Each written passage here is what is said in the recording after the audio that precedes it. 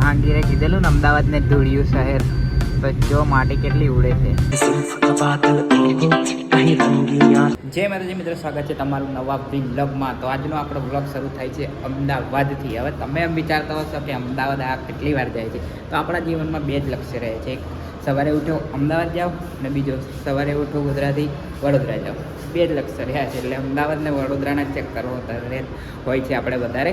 તો અમે એમ તો કાલના આવી ગયા છે, પણ વ્લોગ સ્ટાર્ટિંગ આજે કર્યું છે. અને કાલે ગયા હતા લો ગાર્ડન, જે અમુક લોકો લવ ગાર્ડન કહે છે, કારણ એનું સ્પેલિંગ છે LAW, એટલે કે લો, LOVE નથી, LAW છે, લો ગાર્ડન. તો એના નજારા જુઓ થોડાક, અને ગમે તો લાઇક શેર ને ચેનલને સબસ્ક્રાઈબ કરી દેજો.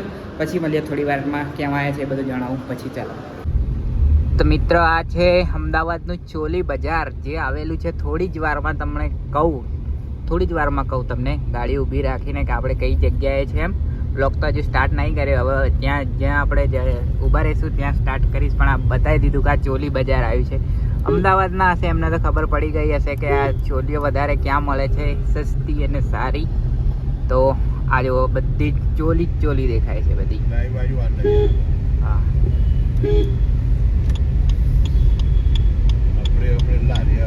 તો ગાઈસ, તમને સામે જે દિવાલ દેખાય છે ડિઝાઇનવાળી, એ આખી દિવાલ લો ગાર્ડનની છે. એની અંદર ગાર્ડન આવેલું છે, પણ અત્યારે આપણી જોડે ટાઈમ નથી એટલે અંદર નહીં જાય. ને અહીંયાથી જમણી સાઈડ જશું એટલે ગુજરાત કોલેજ આવશે, અને ડાબી સાઈડ જશું તો CG રોડ, અને સામે જશું તો નગરી હોસ્પિટલ આવી જશે, જે આપણે નહીં જઈએ. અને સામે જો મસ્ત આપણા આર્મીનું ટેન્ક છે, અહીંયાથી આપણે જમણી સાઈડ લઈ લઈશું ગુજરાત કોલેજ તરફ. એટલે આગળ જઈને પછી આપણે નાસ્તો કરીશું થોડોક.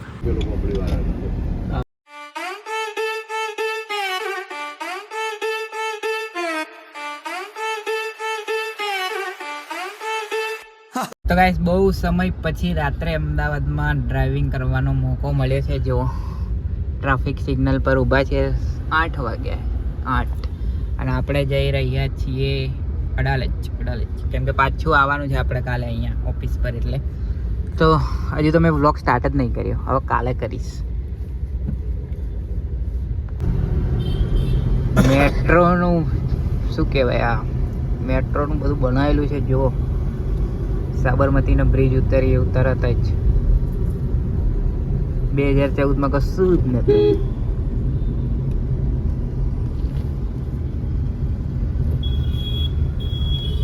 તો મિત્રો, અડાલજ અને ચાંદખેડાની વચ્ચે જે વિસ્તાર આવેલો છે એ છે એટલે કે જુંડાલવાળો વિસ્તાર. તો અત્યારે જેવો, પહેલાં અહીંયા 2 જ રોડ હતા, પણ અત્યારે જો 6 લેન રોડ બનાવી દીધા છે. પેલી બાજુ 3, આ બાજુ 3, એટલે કે આવા જવાના 3 એટલે 6 લેન રોડ છે. અને પહેલાં અહીંયાથી નીકળો ત્યારે ગામડા જેવી ફીલ આવતી હતી, પણ અત્યારે તમે જોઈ શકો છો એકદમ સિટી જેવું બની ગયું છે. જ્યાં જુઓ ત્યાં ફ્લેટ બની ગયા છે, અને એકદમ રોનક થઈ ગઈ છે. 2014માં વાત કરું તો અહીંયા કશું જ નહોતું, બસ ખાલી બાવળિયા જ હતા. જ્યારે હું કોલેજ જતો હતો ત્યારે અહીંયા કશું જ નહોતું, આ ફ્લેટો કશું નહોતું, બધું ખુલ્લું મેદાન જેવું જ હતું. પણ અત્યારે જોઈ શકો છો તમે કેટલો વિકાસ થઈ ગયો છે, અને આ વિકાસ તમે જોઈ શકો છો કે ફ્લેટમાં બની ગયા છે બધા, એટલે કે સિટી એરિયા જ ગણાય છે હવે તો જુંડાલ પણ, તમે જોઈ શકો છો. બાકી આપણે જઈએ છીએ હવે ઓફિસ તરફ, અને ત્યાંથી પછી નીકળીશું સીધા ઘરે જવા માટે.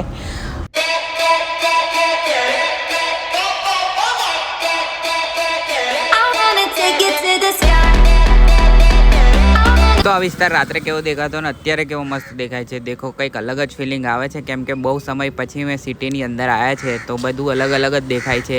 લગભગ 2-1 વર્ષ થઈ ગયા હશે પછી સિટીની અંદર આવ્યા છે અમે, તો કંઈક અલગ જ લાગે છે અમને. તો કંઈક અલગ જ ફરતા હોય, અમદાવાદ છે જ નહીં એવું લાગે છે. બાકી તમને ઉપરથી કાં અવાજ સંભળાતો હશે, એ વોઇસ ઓવર કરું છું અહીંયા તળાવ પર બેસીને, એટલે આવે છે. તો ચાલો આગળ જઈને મળીએ હવે.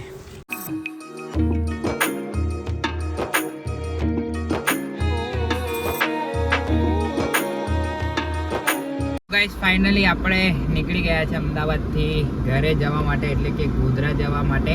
અને આપણી સાઈડની લાલ લાઇટ છે હમણાં, એટલે થોડી વાર ઊભું રહેવું પડશે. 47 સેકન્ડ હજુ તો ઊભા છીએ આપણે. કઈ દાદા, આ કયો એરિયો કહેવાય હે દાદા? પાલડી 4 રસ્તા પર ઊભા છે. ને અહીંયા ઉડુપી કાફે છે, સાઉથ ઇન્ડિયન, બહુ મસ્ત ઇડલી સંભાર ને મેંદુવડા ને બધું મળે છે, જે દાદાએ ખાધેલું નોકરી કરતા ત્યારે ક્રાઇમમાં, એવું કહે છે હમણાં. એટલું કીધું મેં તમને. બાકી આવો કંઈક નજારો છે, અને નીકળી ગયા છે. એમ પીયુ સેન્ટ આખી ગાડીમાં સેન્ટ કરે છે, કેમ કે ઉંદરે ત્રાહી હમ કરી નાખી છે આખી ગાડીની. અમદાવાદમાં તો એટલા બ્રિજ બને છે ને કે જેની કોઈ હદ નથી. જ્યાં જોવો ત્યાં બ્રિજનું કામ ચાલુ છે. સિટીની અંદર બી ચાલુ છે, સિટીની બહાર બી ચાલુ છે. બસ બ્રિજ જ બનાવી કર્યા છે. અને જો જહાંગીરે કીધેલું ને અમદાવાદને ધૂળિયું શહેર, તો જો માટી કેટલી ઉડે છે. અહીં કેમેરામાં તો નહીં દેખાય પણ નરી આંખે દેખાય છે. 0.5માં નહીં દેખાતી. જો કેટલો લાંબો બ્રિજ બને છે ને, લગભગ 10 તો નહીં, 7-8 કિલોમીટર તો હશે જ. માટી ઉડે છે બરોબર. અને મારા લીધે સાયરન નહીં વાગતું. જો સીટ બેલ્ટનું છે પણ મેં તો પહેરેલું છે, દિવસે નહીં પહેર્યું એટલે વાગે. એનો એ ખબર નહીં પડતી, બાજુમાં બેસાય ને પણ જો.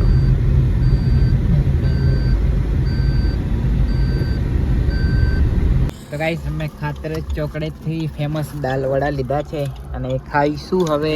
અને અહીં આજુબાજુનો વ્યૂ જુઓ તમે, બહાર નીકળીને બતાવો. અહીં તો પિયુષ દેખાય છે ખાલી. હાય, આ વ્યૂ જુઓ ખાલી, કેટલો જબરજસ્ત વ્યૂ છે. અને આપણી ગાડી અહીં પાર્ક કરીને હવે દાલવડા ખાશું. ને સામે જેવો ટાઈગર, એનાથી બીક લાગે છે ભાઈ. આ બાજુ જોઈ રહ્યો છે, ત્યાં નહીં આવીએ અમે, હો ને. બાકી ગાડીમાં બેસી જઈએ. હવે બચકું ભરશે તો કઈ જઈશું અહીંથી. તો ચાલો આપણે ખાતરજ પેલો પુલ આવે છે ને મોટો, નીચેથી એક્સપ્રેસ વે પસાર થાય ને ઉપરથી આપણે ડાકોર તરફ, ત્યાંથી આગળ આવીને ઊભા છીએ.